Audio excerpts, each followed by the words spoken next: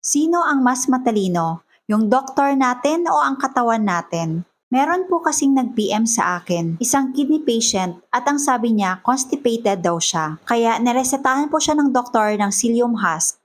Dahil nga naman ang nakasanayan natin kapag constipated yung isang tao ay magre-recommend ng high fiber. Ang problema, meron po itong mga side effects sa mga pasyente lalong-lalo na sa mga kidney patients. Kaya naman ang pasyente ay nagreklamo ng bloating, masakit ang balakang, nagmamanhid ng mga daliri, and other discomfort.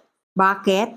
Dahil ang mga plants or mga vegetables contain oxalates. At ang oxalates po ay isa sa mga kalaban ng mga kidney patients. Pinakauna po kasing tinitira ng oxalates ay ang kidneys.